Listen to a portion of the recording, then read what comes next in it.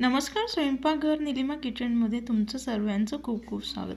आज आपण केशे वगैरे न घेता अगदी सोप्या पद्धतीने तांदूळाचे पिठाचे अगदी झटपट होणारे असे छान पांढरं शुभ्र चौपट फुलणारे अगदी परफेक्ट वर्षभर टिकणारे तांदूळाचे पापड कसे बनवायचं ते आज आपण ह्या व्हिडिओमध्ये बघणार आहोत. तुम्ही बघू शकाल अजिबात तेलकट वगैरे किंवा लाल न पडता अगदी पांढरं शुभ्र अजिबात सोडा वगैरे न वापरता अगदी छान असे आपले पापड हे तयार झाले.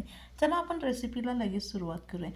तुम्ही बघू शकाल ह्या भांड्यामध्ये पीठ हे आपण तांदूळाचं घेतलं आहे. हे पीठ कसं तयार करायचं ते आता आपण बघूया. तर सर्वप्रथम काय करायचं, आपला रेशनचा तांदूळ घ्यायचा, त्याला 3 ते 4 पाण्याने अगदी स्वच्छ धुवायचा.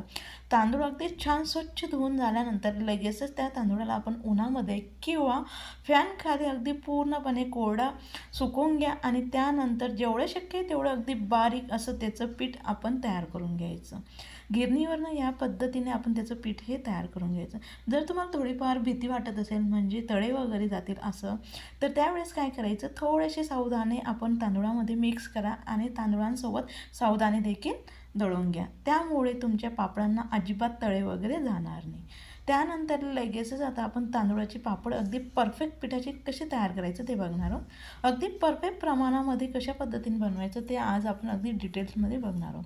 तर इथे काय केलं आहे, अगदी परफेक्ट पाण्याचं प्रमाण घेण्यासाठी एक कुठलंही भांडं घ्या, म्हणजे वाटी, प्लेट किंवा एखादी कढई घ्या आणि त्याच्याने व्यवस्थित आपल्याला कितपत म्हणजे पिठाची पहिले पापड बनवायचे तेवढं आपण पीठ एका भांड्यामध्ये काढून घ्या.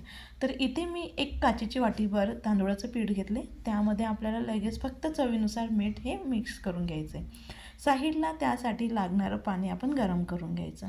तर एका पातेल्यामध्ये जेवढं आपण पीठ घेतलं होतं बरोबर त्याच मापाने इथे आपण पाणी हे गरम करून घ्यायचं. एक वाटी जर तुम्ही तांदूळाचं पाणी पीठ घेणार असाल तर त्यासाठी 1 वाटी आपण पाणी हे घ्या, म्हणजे अगदी योग्य पद्धतीने आणि योग्य प्रमाणात आपले पापड तयार होतात.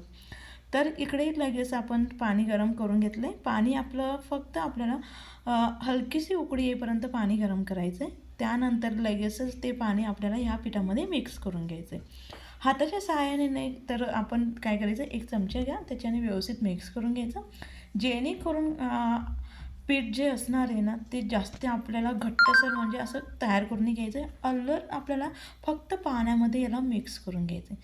तुम्ही बघा चमच्याच्या सहाय्याने जसं मी हे पीठ मिक्स करून घेते ना तसंच आपल्याला मिक्स करून घ्यायचं आहे. तर याला व्यवस्थित मिक्स करून घेतलं आहे. त्यानंतर यावरती एक पॅक झाकण ठेवा या पद्धतीने.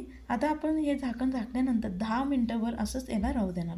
10 मिनटानंतर जे पीठ होतं ते छान गरम पाण्यामध्ये वाफून तयार झालं आहे. त्यानंतर काय करायचं, हलक्या हाताने आपल्याला याचा आता गोळा तयार करून घ्यायचा आहे.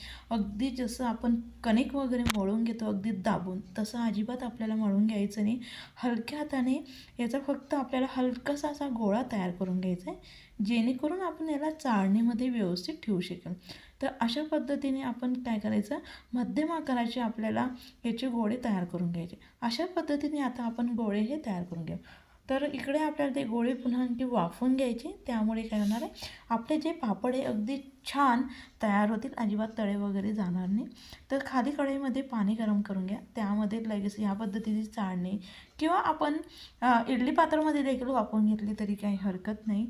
लगेचच आपण जे पीठ होतं ते संपूर्ण गोळे तयार करून घेतले. ते गोळेत लगेचच ह्यावरती ह्या पद्धतीने ठेवून त्यावरती झाकण ठेवा आणि मंद आचेवरती 15 मिनटं छान आपल्याला वाफवून घ्यायचं आहे. तर मंद आचेवरती मी हे पीठ छान वाफवून घेतलं आहे. त्यानंतर गॅस बंद करा. गॅस बंद करून झाल्यानंतर आता काय करायचं आहे, अगदी हलकंसं आपल्याला गार करून घ्यायचं आहे. त्यानंतर लगेचच आता आपण हलकंसं मी गार करून घेतलं आहे. लगेच एक गोळा आपल्याला काढून घ्यायचा आहे. एक गोळा लगेच आपण प्लॅस्टिकच्या पिशवीमध्ये किंवा आपल्याकडे कॉटनचा रुमाल असेल तो ओला करून वापरला ना तरी काही हरकत नाही. तर बाकीच्या गोळ्यांना आपल्याला काढून घ्यायचे नाही, त्यांना असंच आपल्याला पुन्हा झाकून ठेवायचं आहे, जेणेकरून पूर्ण पापड होईपर्यंत आपलं पीठ गरम राहील आणि त्यामुळे काय असतं, आपले जे पापड असतात ना ते बनवताना आपल्याला त्रास होत नाही. तर इथं मी एक प्लॅस्टिकची पिशवी घेतली, त्यामध्ये ते पीठ टाकून घेतले. जे आपलं पोळी भाजण्याचं यंत्र असतं त्याच्याने आपल्याला छान याला व्यवस्थित असं चोळून घ्यायचं, म्हणजे मऊसूत गोळा होईपर्यंत छान याची आपल्याला आता पीठ हे तयार करून घ्यायचे, म्हणजे छान मऊसूत असा आपल्याला गोळा तयार करून घ्यायचा आहे. हाताच्या सहाय्याने करून घेतलं तरी काही हरकत नाही. गरम लागत असेल तर ह्या पद्धतीने करा, किंवा आपल्याकडे जो तांब्या किंवा एखादी पसरट प्लेटीच्या सहाय्याने देखील आपण छान याचा मऊसूत गोळा करून घेतला तरी काही हरकत नाही. जेवढं जास्त वेळ आपण याला छान असं चोळून घेऊ ना, तेवढं छान मऊसूत आपला हा गोळा तयार होतो. तर अजिबात हाताला चिपकत नाही किंवा प्लेटला देखील आपलं अजिबात चिपकत नाही. एवढं परफेक्ट असं आपलं पीठ हे शिजून तयार झाले. अजिबात आपण खिशी वगैरे न घेतली, म्हणजे जे नवशिके मुली आहेत त्या देखील अगदी पटकन अगदी सहज त्यांना तयार करून घेऊ शकते. आता आपल्याला पापड लहान मोठा जाड बारीक कसा हवा आहे त्यानुसार आपण पिठाचा गोळा घ्या. तर इथं मी मध्यम आकाराचा पिठाचा गोळा घेतला आहे. अजिबात तेल वगैरे लावण्याची गरज नाही. प्लॅस्टिकची कागद घ्या, त्यावरती लगेच या पद्धतीने आपण मशीनच्या सहाय्याने हा पापड तयार करून घ्या. तुम्ही बघा अगदी छान असा आपला परफेक्ट, अजिबात कुठेही जाड बारीक न होता अगदी छान असा आपला हा पापड तयार झाला आहे. अगदी बनवायला सोपा आहे. दुसरा देखील आपला तसंच अगदी सोप्या पद्धतीने अगदी छान असा आपला हा पापड तयार झाला आहे. तर या पद्धतीने लगेचच आपण त्याला फॅन खाली किंवा उन्हामध्ये आपण वाळवून घ्यायचे. तर अशाच पद्धतीने संपूर्ण पापड मी तयार करून 2 दिवस उन्हामध्ये पापड हे सुकून घेतले.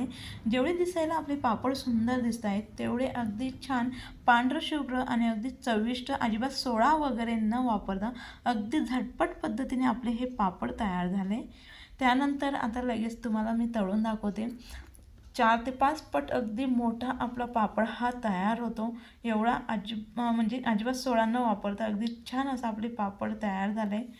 तर लगेचच आपण तेलामधनं पापड हा काढून घेऊया. अशाच पद्धतीने दुसरा देखील मी तुम्हाला पापड हा तळून दाखवते. अजिबात कुठे लाल वगैरे किंवा तळा वगैरे न जाता अगदी खुसखुशीत पांढरशुभ्र वर्ष ते 2 वर्षे टिकणारा आपल्या तांदूळाचा पापड हा तयार झाला आहे. नक्की तुम्ही ह्या पद्धतीने तांदूळाच्या पिठाचे पापड हे करून बघा. तर तुम्ही बघा आपला पापड आणि तळल्यानंतरचा पापड अगदी किती फरक आहे. म्हणजे अजिबात सोडा वगैरे न वापरा तरी देखील आपला पापड अगदी परफेक्ट असा तो तयार झाला आहे. व्हिडिओ आवडला असेल तर व्हिडिओला नक्की लाईक करा, जास्तीत जास्त मित्रांना शेअर करा, कमेंट्स करा, चॅनलला सबस्क्राईब करा, जेणेकरून या पद्धतीची नवनवीन वाळवण्याच्या पदार्थांचे व्हिडिओ शेअर केला तर सगळ्यात आधी त्याचं तुम्हाला नोटिफिकेशन मिळेल. अगदी परफेक्ट असे आपले अगदी छान खुसखुशीत तांदूळाचे 2 वर्ष 3 वर्ष टिकणारे अगदी परफेक्ट पापड आपले तयार आहेत.